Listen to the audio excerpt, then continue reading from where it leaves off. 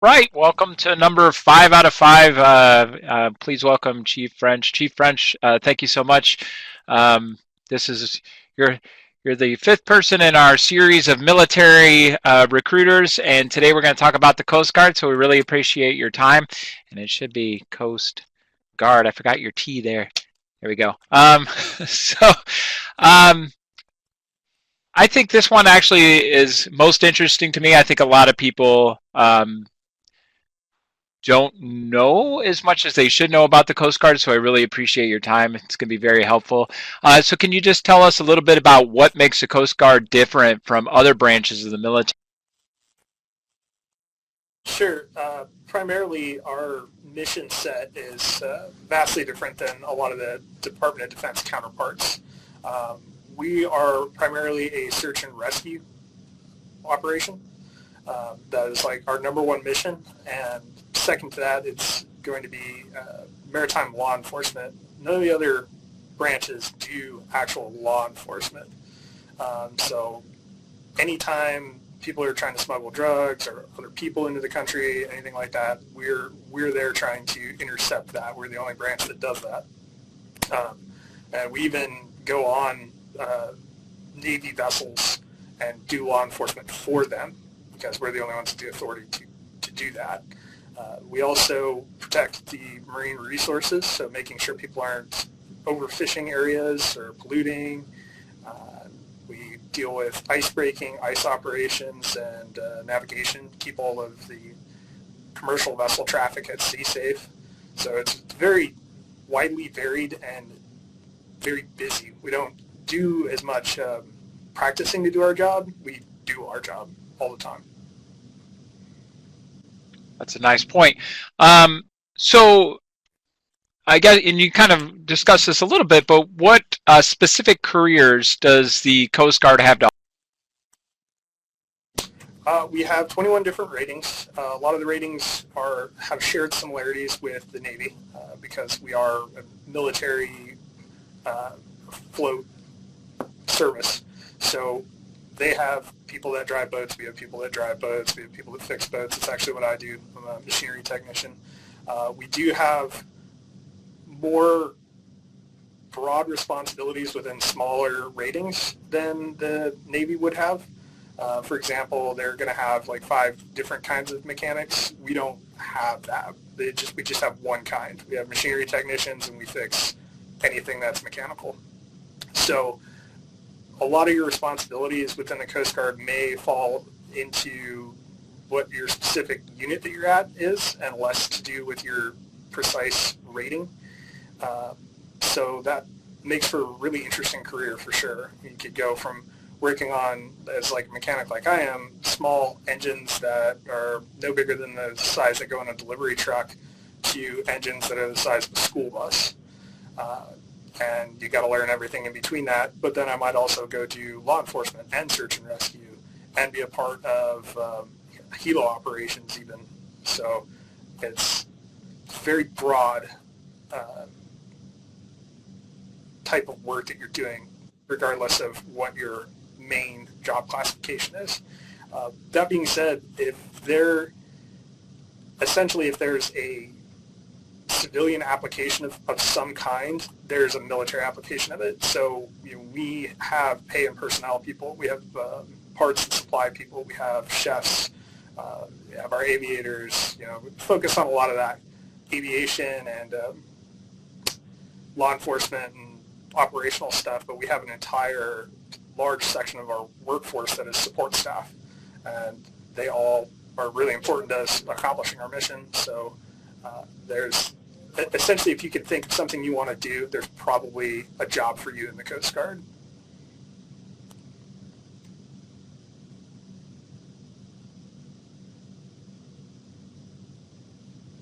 Still there? Thank you. Yeah. There was a little bit of a lag there. I apologize.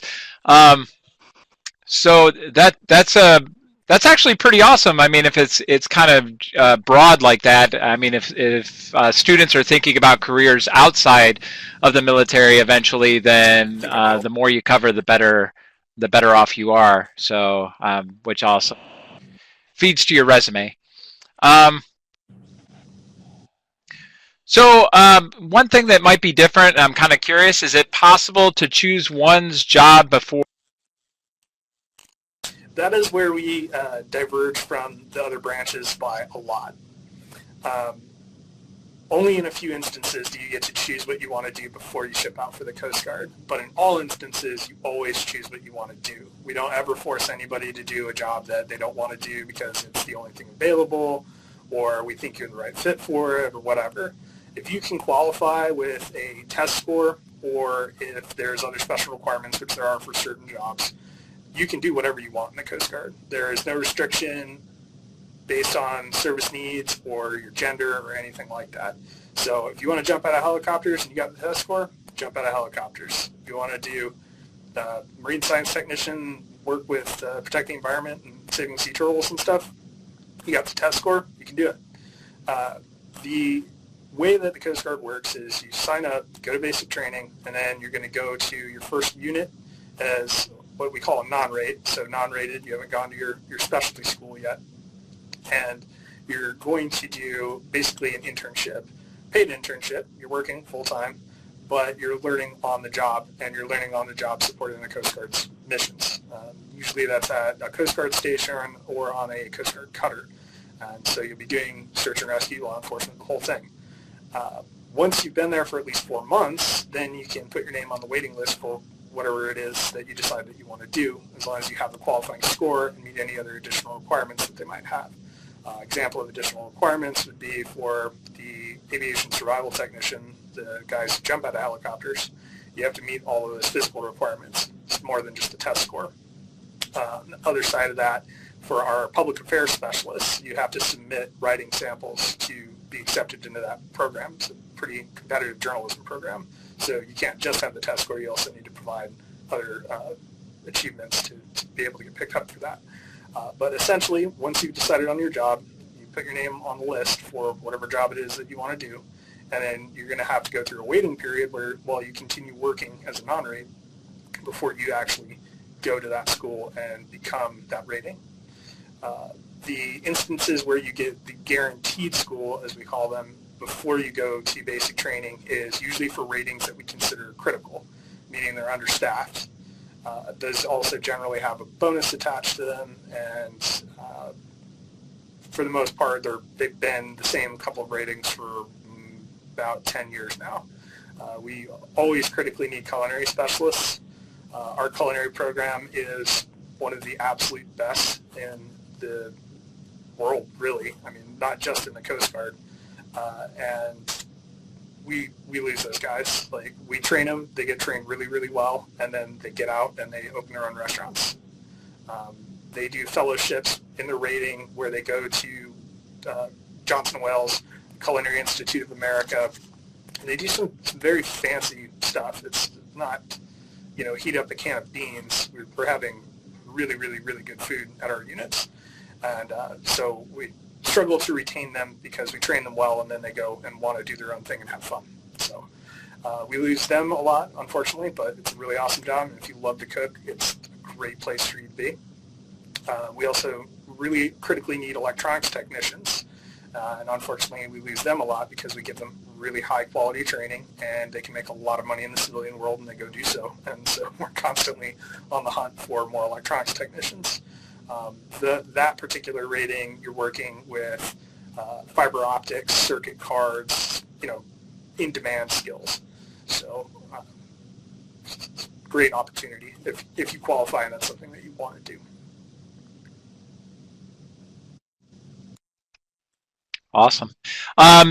So just real quick, I know most of the military is quite similar to this, but can you just kind of like what the pay scale is like in the Coast Guard and college opportunities?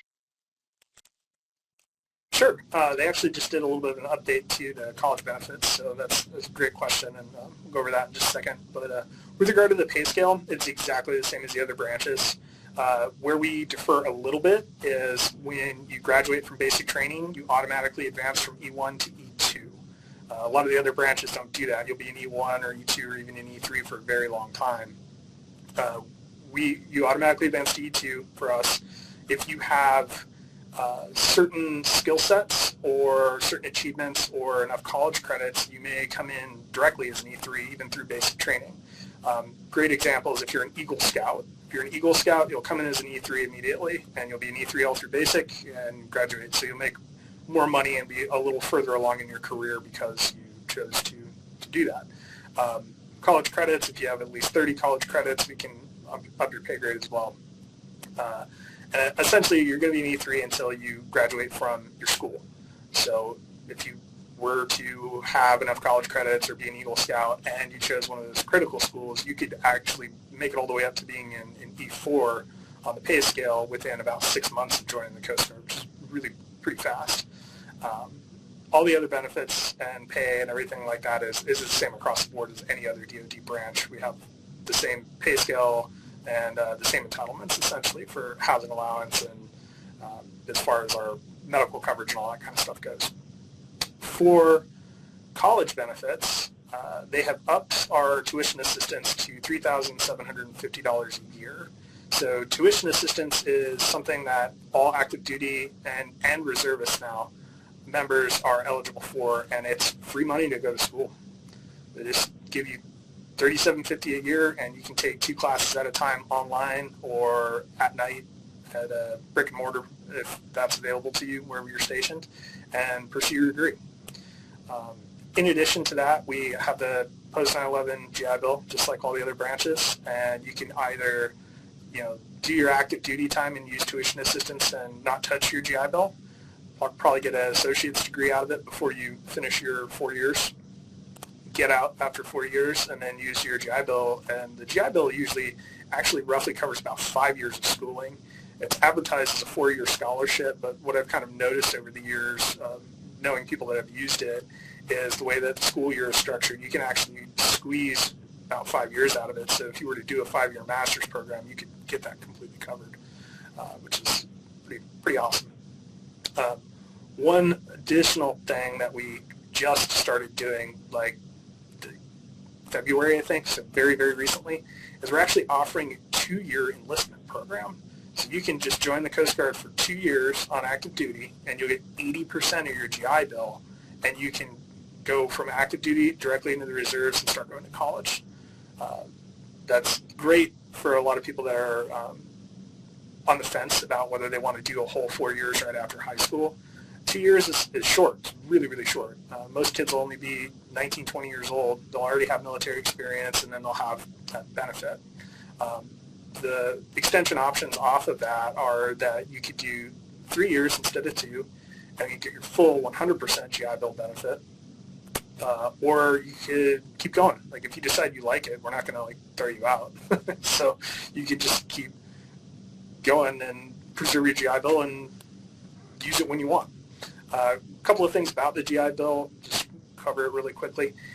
When you start to use the post 9/11 GI Bill benefit, if you're in the reserves or you're out of the military, you're going to get it's a 4-ish year scholarship, and it's per calendar day, which is why I say that it can actually stretch up to about almost 5 years, because you're only getting billed for the days that you're actually in school. So if you look at how many days you actually go to school in December, you're not getting billed for the entire month of December. You're getting billed for 12, 14 days maybe. So they'll pay for those classes, and it pays for up to the highest cost of public education wherever you're going in the U.S. So I believe here in Ohio, probably OSU is maybe the most expensive public university. Not sure on that, but sounds about right. It'll pay for that. If you were to go to a private university and it costs more than what that would cost, you'll have to cover the difference. However, a lot of private universities have tuition matching because they like to attract veterans. So it's not out of the bounds of possibility for you to go to a pretty fancy private university if you can get in.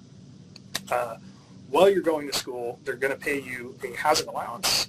Here in Ohio, that's about $1,500 a month that they just give you to pay for your food and housing. So you may get away with being a full-time student and not having to work another job at all and having your entire education paid for.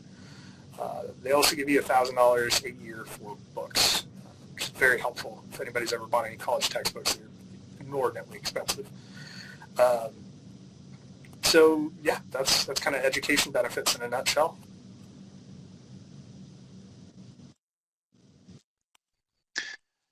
Yeah, yeah, books are very expensive. Some of them you're just like, why is that so expensive? Um, so let's see here. Before we kind of talk about that, we've been hitting a little bit on basic training. So can you talk a little bit about that? Sure, yeah. So the Coast Guard's basic training, we only have one basic training center. It's in Cape May, New Jersey, and it's been there since I think we set that up in the 60s, so it's been there quite a long time. Um, basic training for the Coast Guard is only 8 weeks long, and it is not easy. It is not designed to be easy. It's not supposed to be easy. It's not supposed to be fun, particularly, but it is training. You're there to get trained.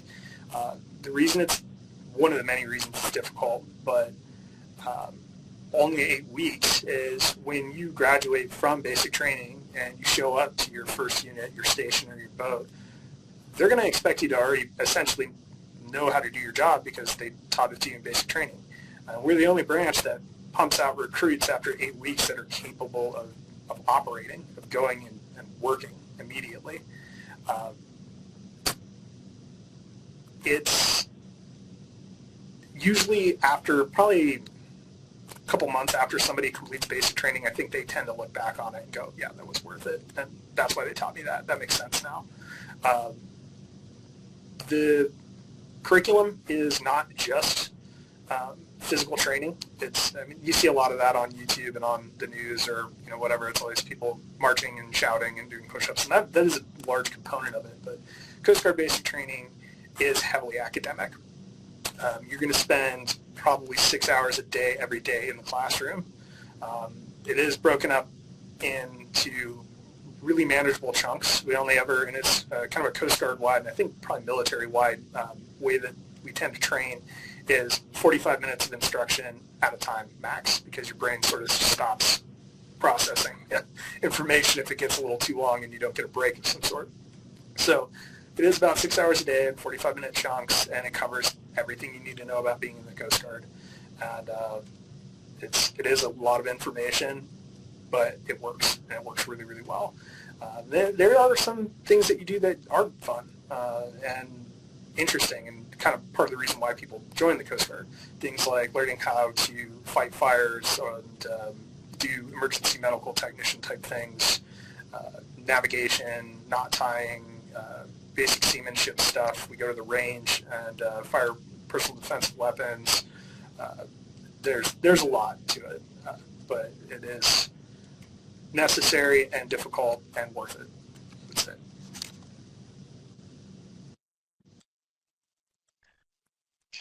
And I know I'm kind of curious about this one. I know each branch kind of has added their own little thing to this, and I know it varies so much, but deployment. Yep, it is, I would say, kind of similar to the Navy, if that's the closest comparison you want to draw, but I would say it's different than anybody else, period. If you go to, like, especially when you're talking brand new recruit, you go to a Coast Guard station, you don't deploy. You work at that station. It's like working at a firehouse.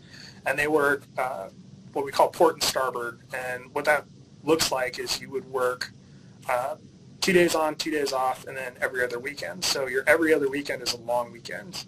You would work Wednesday, Thursday, you'd work Tuesday, Wednesday, and have Thursday, Friday, Saturday, Sunday off, and then you work Monday, Tuesday, and then it sort of cycles back and forth like that. And that's your job. That's what you do. When you want to and you have the opportunity, you can take leave. We do get the 30 days of paid vacation a year, just like all the other branches.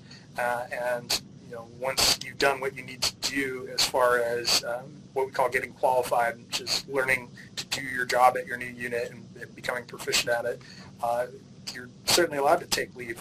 I take vacation plenty.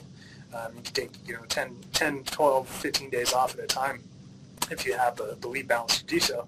But that's your job essentially at a station, is the sliding schedule that you work, and you have long weekends and short weekends, and plenty of days off. Adds up to a grand total of actually only working about 180 days a year. The thing is, when you are on, it's like a firehouse, so if it happens to be a very busy day, you may be up for a very long time saving mariners who are in distress and running out of gas and doing other not great things that you need to go out and save them from. The work schedule during that day, it's going to vary depending on the type of station that you're at, which division you're in, the season that it is, because some of these stations too are, like for example on the Great Lakes freeze over. There are some stations that actually have to pull their boats out, and they don't put their boats in the water for 4 months because it's frozen. They can't. What their responsibilities turn into then is doing ice rescue, which happens very frequently. People go out on the ice when they shouldn't, and we go out and go after them, and you get to wear a dry suit and some ice cleats and the safety line, and you try and fish these people out of the ice. So it's always evolving, and it's always going to be different depending on the seasons, depending on where you're at.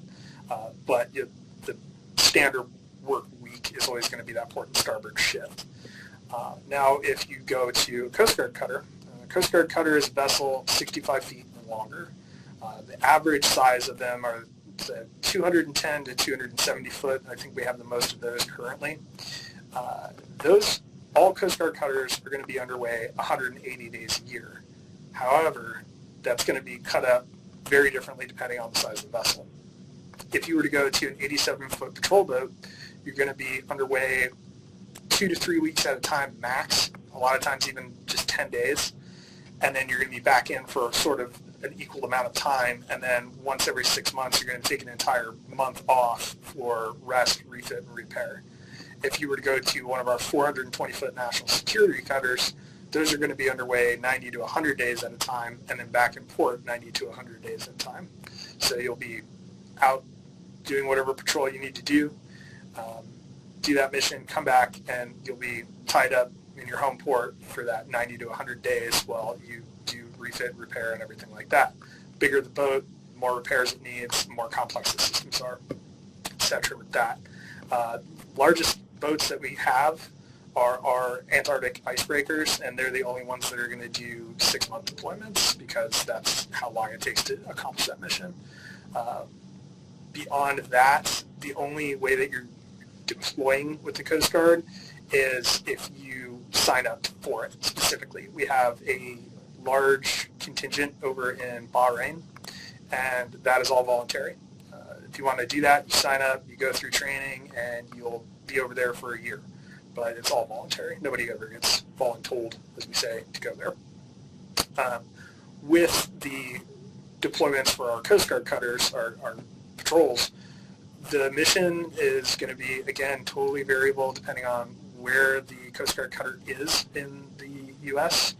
or overseas, and what the mission scope of it is. As I already said, we have icebreakers. Icebreakers don't do law enforcement. They do scientific research, and they break ice to get supplies in and out of places that need them, like McMurdo Station in Antarctica. That's their mission, essentially. We have buoy tenders, or black holes as we call them. They do aids to navigation. They do some law enforcement, but that's not their primary mission. Their primary mission is servicing all of the buoys and day boards and navigational aids that civilian and commercial vessel traffic use to navigate around the U.S. to do whatever it is that they're doing, whether it's the commercial side delivering stuff or the civilian side just wreck boating. If you're on one of those national security cutters, 420-foot boats, you might be up in the Bering Sea in Alaska following the crabbing fleets, making sure that they're safe, responding to any issues they have, and also making sure they're taking legal catch.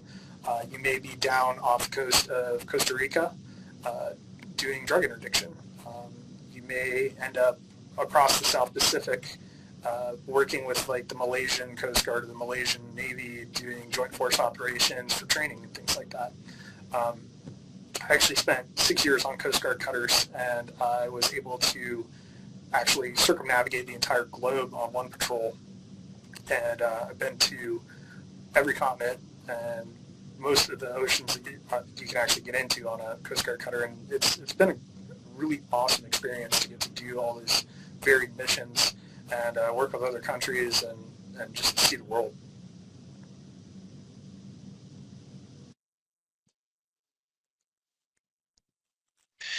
Yeah, that's pretty awesome. Yeah, there's a lot of places I still want to see. So if you're a traveler, it sounds like you have that option if you, especially if you get to sign up for deployments. So kind of thinking about that, what are a few misconceptions people may have? The number one misconception that I've heard from applicants, and it's generally propagated by people that obviously don't know what they're talking about, is that it takes years to join the Coast Guard. It does not. If you are healthy, if you stayed out of trouble, and if you can score high enough on the ASVAB, which is terribly difficult to do, you can join the Coast Guard in 45 days. It's not hard to join the Coast Guard. The other major thing that I've heard is like, oh, they're not going to let you drive boats until you've been in years. That's not true at all. Like as soon as you show up, you're going to be learning how. You may not be always driving and you may not be the one in charge, but you need to know how to handle the boat, because the guy who is handling the boat, what if he gets hurt or what have you? You always need to know the job of the person next to you, always. And so you're going to get hands-on on anything that you're doing very, very quickly in the Coast Guard. We actually have a little saying that goes, watch one, do one, teach one. And that's a lot how we operate.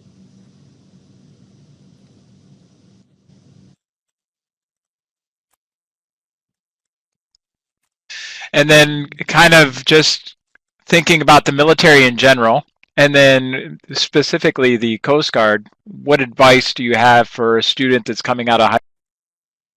Um, Probably the number one thing is talk to a recruiter as soon as you can. Verify you're eligible. I see far too often people think that they can just walk in and then we're just going to put them on a bus the next day, and that ends up not being the case. And that's probably part of where you hear people say, oh, it takes years, it takes years. Maybe for that individual it did. And that does happen. I've had individuals that have taken 2.5 years to actually get eligible to join the Coast Guard. It takes some time. As long as you're not raising your right hand, you're not committed to anybody. So don't be scared to maybe sign a little bit of paperwork if it helps verify your eligibility or get you along in the process, what have you. Don't be afraid of recruiters. Definitely, take everything with a grain of salt. Think about it. Do your homework. But until you raise your right hand, you don't belong to any of the services. So go make sure it's an option for you before you pin your hopes on it in the back of your mind, and then you're 25 and it's not an option and you're stuck. That's a bad place to be in. I hate having that happen to people and seeing it happen to people. It's not great.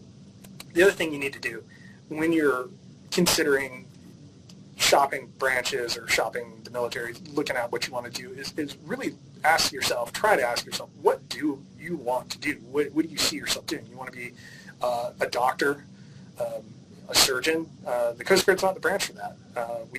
We're too small. I can't make you a surgeon. I can't make you a doctor. That's not going to happen. If you want to do that, you need to go talk to the Navy.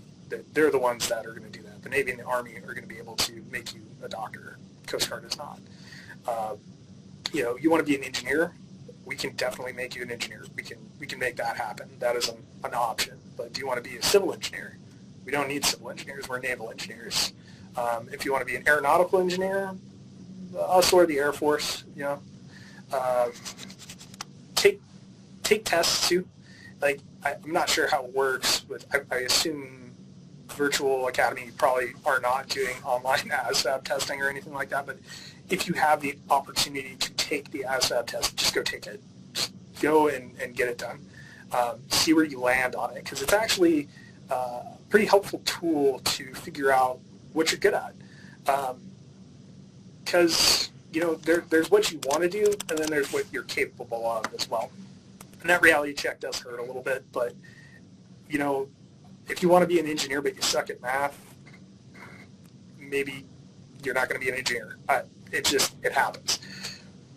Doesn't mean you couldn't get good at math. You absolutely can, but take a realistic approach to it and, you know, really look at what you want to do. And the best thing, the thing that I love about the Coast Guard, if you don't know what you want to do, you don't have to. Perfect. Come on in. We have that non-rate system, and I think that's just so great because you don't need to commit to, I want to do this or I want to do that. Most people who join the Coast Guard even think they want to do one job and then change their mind 3 or 4 times before they settle on a job. And it's because they get exposed to all of the different ratings and the different jobs and the different operations that we perform. So they have an opportunity to really think about it and really see it and go, you know, that's not how I thought that worked, or that doesn't actually seem as fun as I thought it was going to be.